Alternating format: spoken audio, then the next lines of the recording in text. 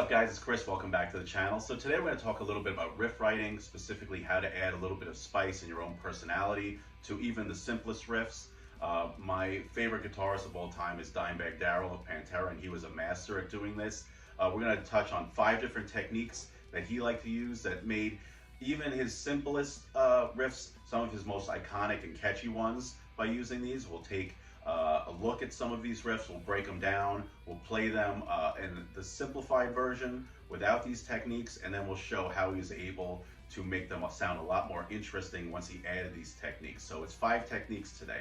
So the first 2 techniques we're going to do, I kind of put together because they're very interrelated. It's bends and vibrato.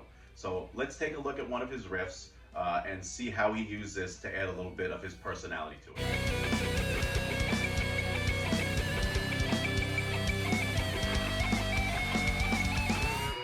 On the main riff of Unbroken, which is actually the chorus riff and the opening riff, you're going to see he used a lot of vibrato. He actually used some slides and some small bends here and there to make a riff that is pretty basic and adds a lot of personality and a lot of flavor to it by adding these techniques. So the riff goes like this.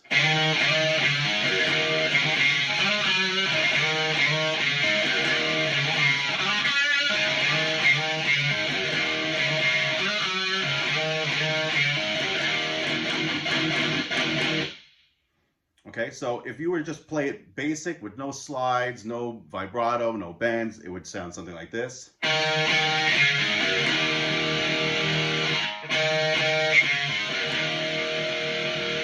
Which obviously has a lot less personality and dynamics to it. So what he's doing is whenever he has a note, and you can do this too in your riff writing, whenever you have a note that has a little bit of breathing room, add a little bit of vibrato. You're just oscillating the note using little semitones to kind of put a little personality on those notes. So here he does it here whenever he gets a chance.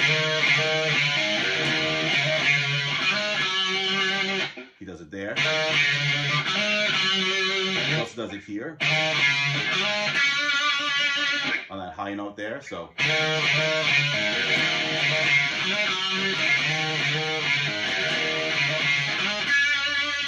he's also bending off of the notes on the tail of the riff, so he's not just playing. So he's bending them up half a step and then releasing it and then playing the open string. So that adds a little bit more personality than just playing.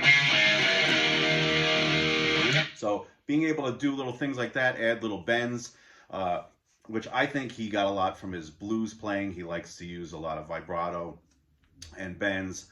He's a very bluesy player, and that's a technique that's used very much in that genre too, which he's also very much a fan of. So one more time we'll play it slow, and I'll kind of just talk through it a little bit. So all right, so one more time I'm going to play the riff a little slow. We're going to show how he uses his vibrato and some bends to make this riff sound a lot more interesting. So here we go.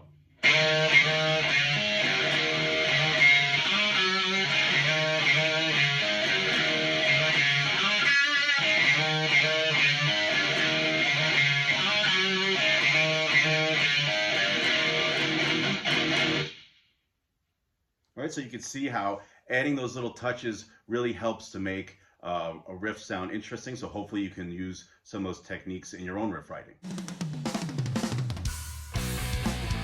All right, so here's another cool riff from Unbroken. It goes like this.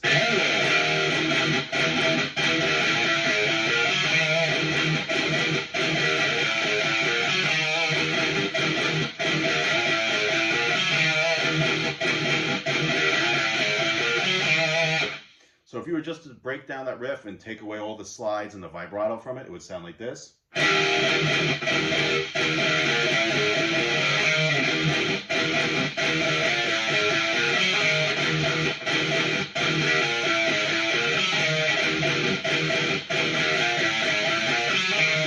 So he's able to make that sound a lot cooler by adding some slides, some vibrato to it. So we'll break it down a little bit. We'll play it slow. He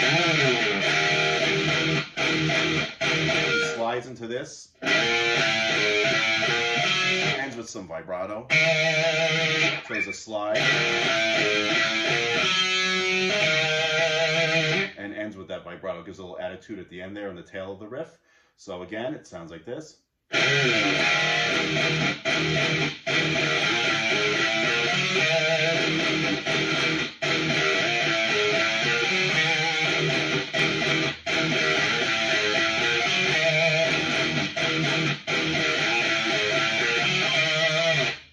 So again, that's another example about how you can take a riff that sounds a little simple or a little bit simpler than it could be and add just little touches here and there to make it sound a lot cooler. So maybe take some of these ideas and start applying it to your riffs. So for the third technique, we're going to look at one of his most famous riffs that he's ever written. It's the main riff from Walk.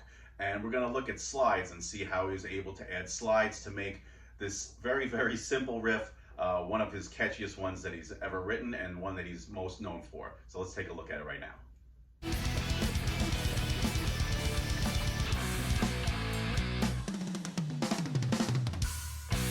All right, so I know I said on this riff we were going to focus on slides, and we are, but it also wouldn't hurt to just point out that there's also a lot of bending going on in this riff. So the riff goes like this.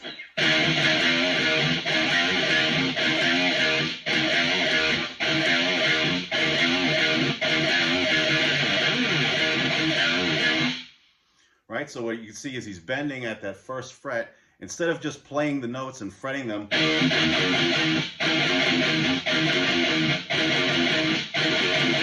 he's bending up the half step.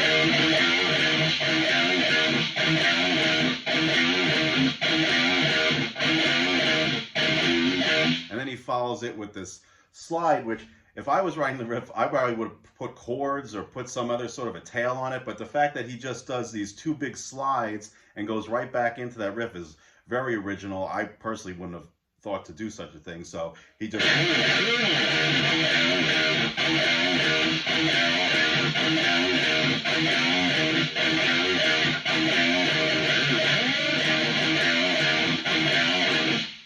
So just an example to show how you can take even the most simple riff and add a couple little things here and there, and all of a sudden it turns into what is arguably one of his most famous riffs ever. The fourth technique is called a pick scrape. Let's look at another one of Dimebag's signature riffs and see how he was able to spice it up using this technique.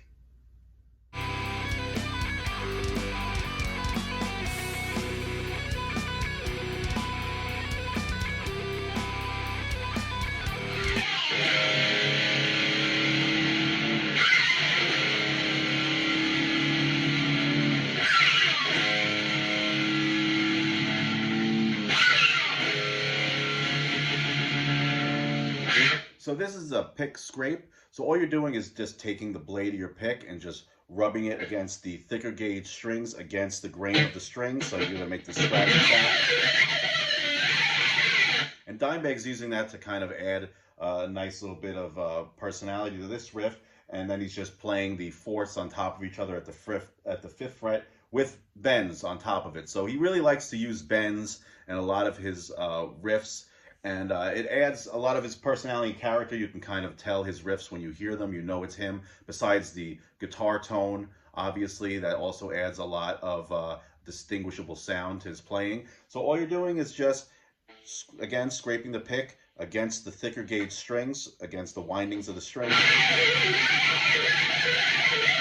Up here in this riff in particular, he's just doing a long scrape, followed by the chord, which is the fourths on top of each other on the fifth fret there. So.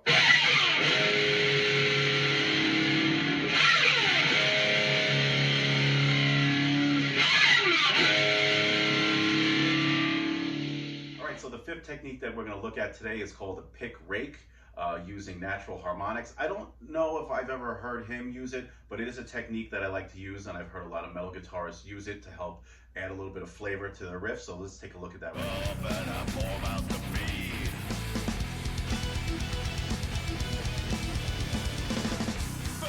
All right, so the next technique is called a pick rake. I use it with natural harmonics. You could find natural harmonics anywhere on the neck. You got to find some that ring out nice. The ones that I like to use are around the 9th fret here. And all you're going to do is just gently bar your finger across the 9th fret here. And then you're going to sweep your pick across the strings. So So you're just hitting these, fretting these natural harmonics and just... I'm a huge fan of John Petrucci as well, and Dream Theater. And if you ever heard the song The Mirror, it starts off like that. It starts with a pick rake like this. I think Machine Head uses it. Plenty of guitar players use it. It's just a nice little accent that you could add to riffs sometimes to fill up some empty space. So again, all you're going to do is just gently take your finger. I like to use my middle finger, place it over the frets, bar it across the whole guitar on that fret, and then all you're going to do is just, you're going to just sweep the pick across like this.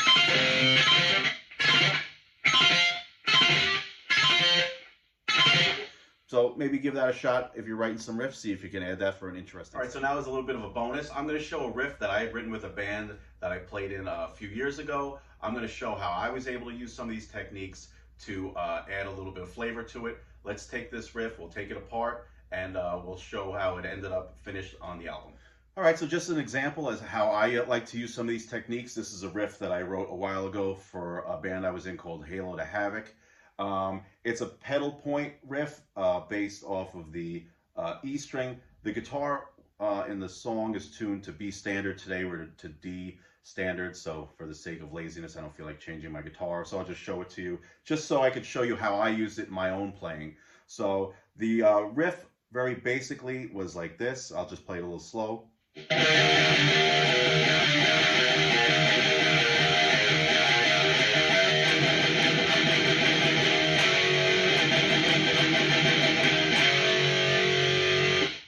Okay, now I'll play it the way that ended up on the album. I ended up not using the chord at the end, and I ended up filling that space up with a bend on the 3rd fret.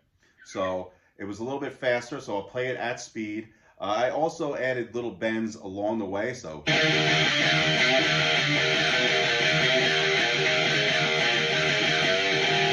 as I was playing those accent notes, I was also adding little bends there. So how it ended up sounding when it was done at speed was like this.